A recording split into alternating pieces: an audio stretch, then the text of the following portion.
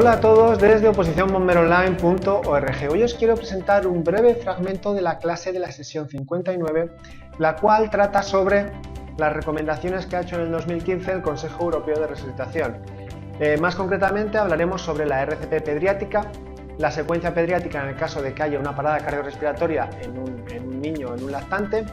Veremos también la obstrucción de las vías aéreas por un cuerpo extraño, tanto si esto es completa como incompleta, y al igual que para adulto que para niño lactante no es lo mismo, y especificaremos en la clase con todo detalle cuáles son las diferencias entre uno y otro. También vamos a ver lo que dicen las recomendaciones del 2015 referente al rescate acuático y al ahogamiento, y también daremos unas anotaciones extras que considero importantes para tener un entendimiento completo de todas las recomendaciones que hace en el 2015 el Consejo Europeo de Resucitación. Dentro de la RCP pediátrica vamos a ver los siguientes asuntos. Veremos cómo hay que realizar esta, tanto en el caso de que los testigos o reanimadores no tengan formación. En esta ya adelanto, aunque la clase está explicado con mucho más detalle, que el operador telefónico va a dar las instrucciones a los reanimadores que no tienen formación y va a primar las ventilaciones, a diferencia que en los adultos. O sea que hay unas diferencias importantes en este aspecto en comparación con los adultos y el ámbito pediátrico. También vamos a ver cuando los reanimadores o testigos tienen formación, deberían hacer la RCP estándar de alta calidad, en la cual pues ya se especifican las recomendaciones del 2015 cómo deben de ser las compresiones torácicas más en detalle, cómo deben de ser esas respiraciones de rescate o ventilaciones de rescate y cuál van a ser la relación de compresiones torácicas y respiraciones de rescate. Dentro de la secuencia de actuación en caso de parada cardiorrespiratoria en un niño lactante, vamos a ver el siguiente esquema, ¿vale? Lo vamos a hacer de manera muy sencilla porque en la clase está explicado con todo detalle, pero para que os hagáis una idea de lo que se explica en la clase, ¿vale? El esquema es uno que es más sencillo, pero luego después se especifican muchos puntos en los cuales hay diferentes parámetros y diferentes situaciones que hay que tener en cuenta en cada uno de ellos.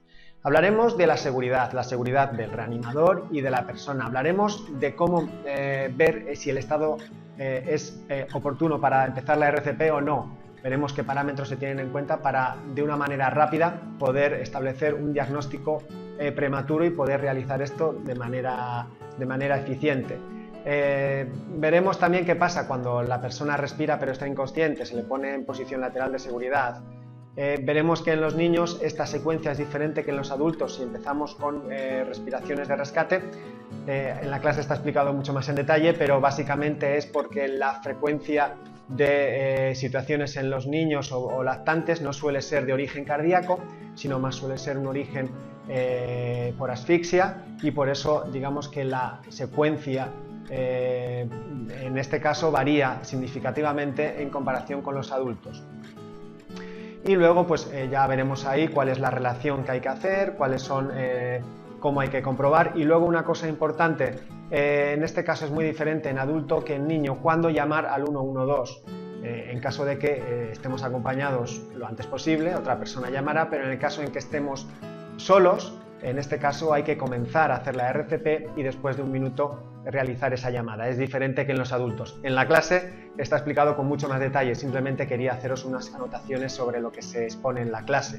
Luego hablaremos también del DEA, ya que el DEA es válido para adultos y para niños y para lactantes, solo que tiene sus atenuadores y los parches y las descargas cambian, aunque en las recomendaciones del 2015 se dicen muchos asuntos referentes a este tema. Lo explicamos en detalle en la clase. Vamos a ver qué se dice en la clase sobre cuando hay una obstrucción de las vías aéreas por un cuerpo extraño.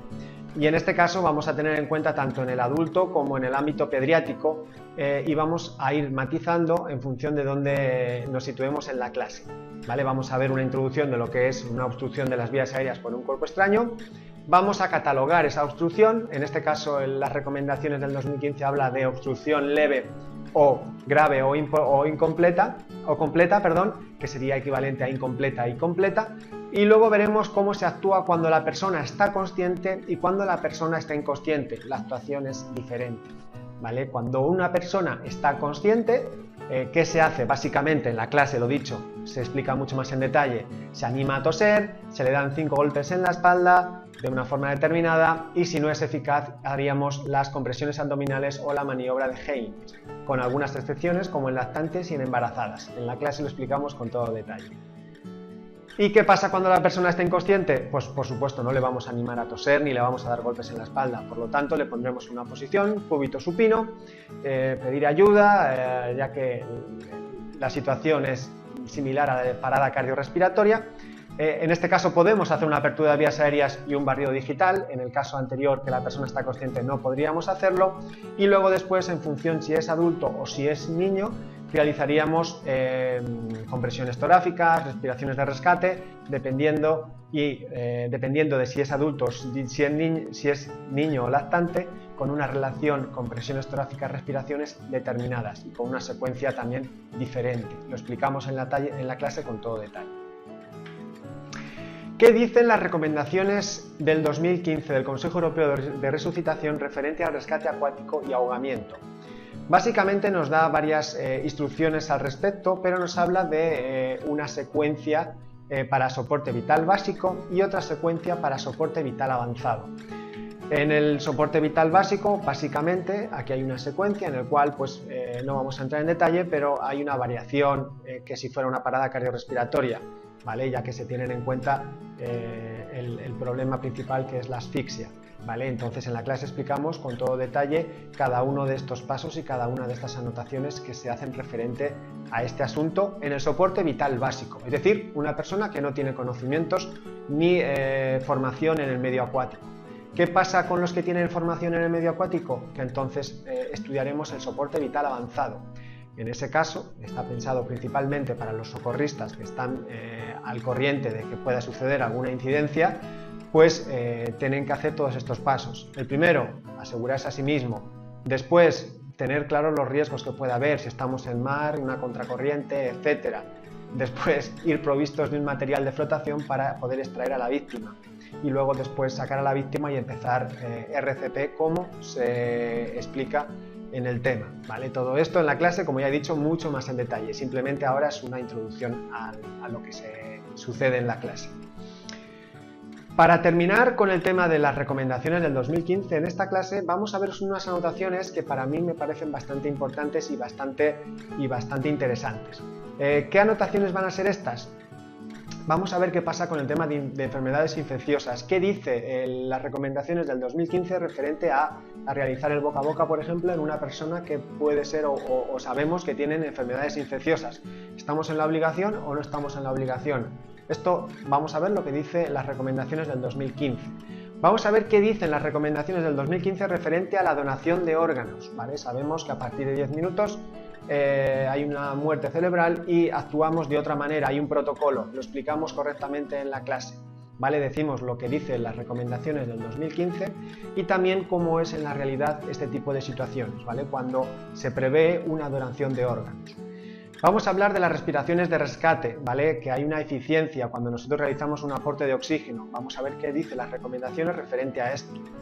El uso de adrenalina, tanto en un shock anafiláctico, ¿vale? Una alergia muy grande que puede provocar una inflamación de los órganos de las vías respiratorias y por lo tanto una asfixia, o el uso de adrenalina también en la parada cardíaca, ¿vale? Esto hace referencia sobre todo en el soporte vital avanzado, pero vamos a dar unas indicaciones de qué es lo que se dice en estas recomendaciones del 2015. Vale, vamos a ver qué dicen las recomendaciones referente a una herida torácica abierta.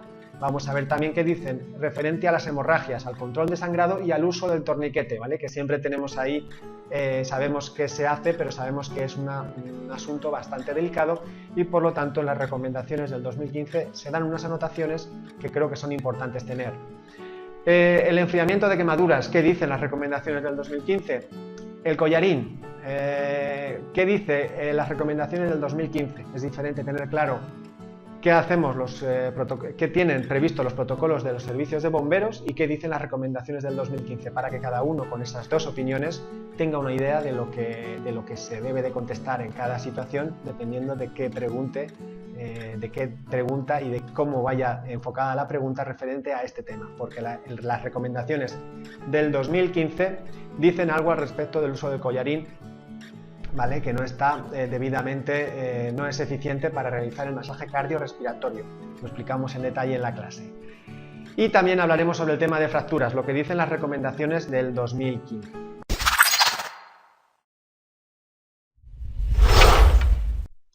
A continuación vamos a ver un breve fragmento de la clase, el cual trata sobre la secuencia que debemos de seguir según las recomendaciones del 2015 del Consejo Europeo de Resucitación cuando nos encontramos en el ámbito pediátrico una parada cardiorrespiratoria.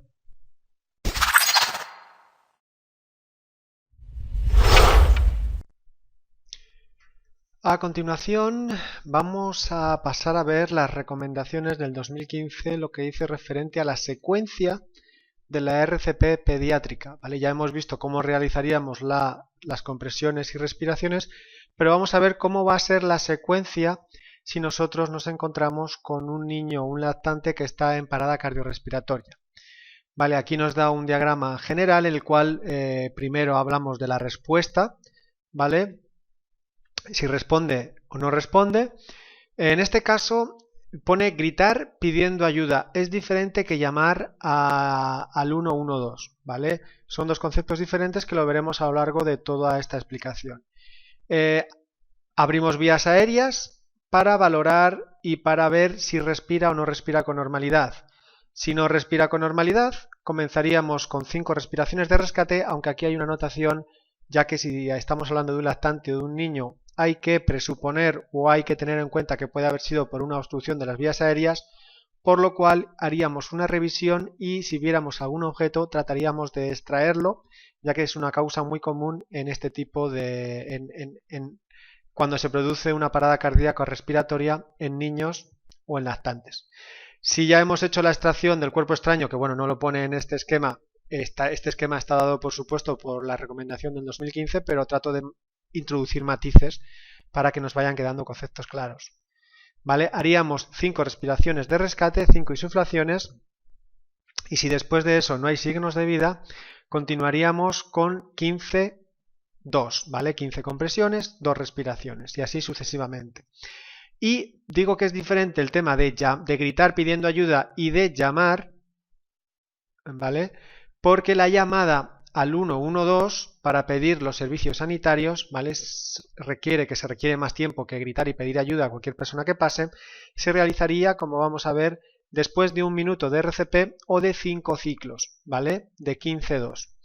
Luego lo veremos a continuación. En este esquema de aquí hay que añadir, hay que matizar el tema de la seguridad, lo veremos ahora, aunque es similar al de adultos, la seguridad nuestra, del reanimador, la seguridad de la víctima, primero la nuestra y luego la de la víctima, ¿vale? Es importante.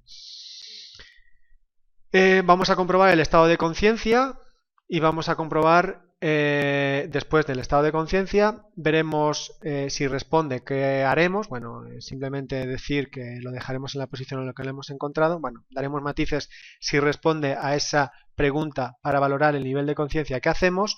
Si no responde, empezamos a trabajar, a actuar sobre las vías aéreas, en el cual tenemos que valorar si respira o no respira. Si respira, perfecto, le ponemos en posición lateral de seguridad y llamamos al teléfono y pedimos ayuda para que venga alguien. Si no respira, entonces lo que he dicho, antes de realizar las insuflaciones, realizaremos una extracción del cuerpo extraño y realizaremos 5 respiraciones de rescate. ¿Vale? Si después de esas 5 respiraciones de rescate revaloraremos otra vez, si respira hacemos posición lateral de seguridad y hay que tener en cuenta que siempre hay que estar pendiente por si vuelve a recaer la situación anterior, y si no respira después de esas 5 insuflaciones comenzaremos con la frecuencia 15-2. ¿Vale? Comprobaremos los signos vitales, si respira posición lateral de seguridad y revaluar, si no respira 15-2. ¿Vale? Si no respira y si tiene pulso, nos concentraremos en las respiraciones de rescate. Por lo tanto, tenemos 3 opciones que pueden suceder.